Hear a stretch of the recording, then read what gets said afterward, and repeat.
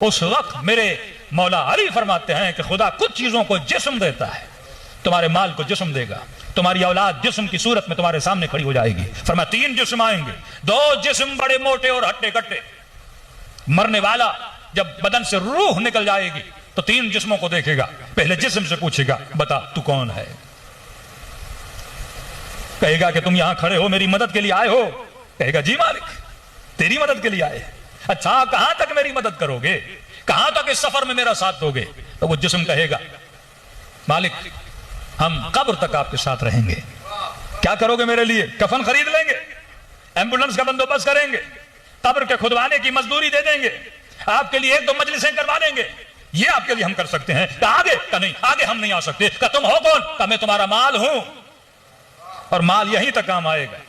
कफन ले लेगा, कब्र का बंदोबस्त, खुदवाई का बंदोबस्त, एम्बुलेंस का बंदोबस्त, एक आधी मजलिस आपके लिए करवा लेंगे, 4 लोगों को खाना खिला देंगे, माल यहीं तक काम आएगा। का आगे तक उतना जाना है। दूसरे जिस्म से पूछेगा तुम कहां तक मेरे साथ चलोगे। कहेंगे हम बस आपके लिए इतना कर सकते हैं, जनाजा कांधों पे उठा लेंगे, कब्र में लिटा के तलकीन पढ़ा देंगे, 4 लोगों को बुलाकर सूरह हमद की किरात करा देंगे। क्या तुम हो कौन? का हम तुम्हारी औलाद हैं, यहां तक आपके साथ देंगे। का आगे हम नहीं आ सकते। मेरे मासूम फरमाते हैं तीसरा जिस्म बड़ा नहीफ और कमजोर खड़ा रहेगा, 2 मोटे और हट्टे कट्टे, जिनको खिलाया भी पिलाया भी, जिनकी तरफ तवज्जो बड़ी थी, माल कमाने पे तवज्जो, औलाद के बनाने पे तवज्जो। लेकिन फरमाइए तीसरा जिस्म जो बड़ा कमजोर होगा, इस जिस्म से कहेगा कि तुम कौन हो और कहां तक मेरे साथ चलोगे। आवाज आएगी जनाब मैं कब्र में भी तुम्हारे साथ हूंगा, आगे भी तुम्हारे साथ चलूंगा, पूरी बरज़ख में तुम्हारे साथ हूंगा, कयामत के दिन भी तुम्हारे साथ हूंगा।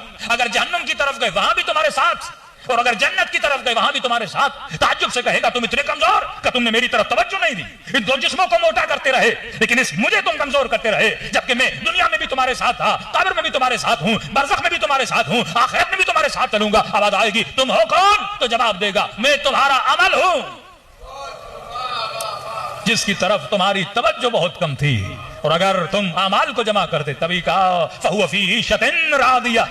कौन? मन सकुलत मवाज़ीनो, जिसके अमाल का वजन भारी होगा वो वहां पे आयश करेगा। फिर कहा मन खफ्फत मवाज़ीनो फउम्मुहु हाविया, लेकिन जिसका वजन कम होगा फिर वाह हो उस इंसान पर जिसके पास ज़ादे राह ना हो। वो सफर में चलेगा तो कैसे चलेगा? तो कहा ये एहसास कर देना, यहां तुझे एहसास नहीं हो रहा लेकिन वहां तुझे एहसास होगा। मालिक यौमिद्दीन, दीन का मालिक कौन है? ये तुम्हारा रब्बे परवरदिगार है। ये मरने के बाद एहसास होता है, ये जब कब्र में जनाजा लिटाया जाता है तब तुम्हें एहसास होगा। इस एहसास को यहां पैदा करो।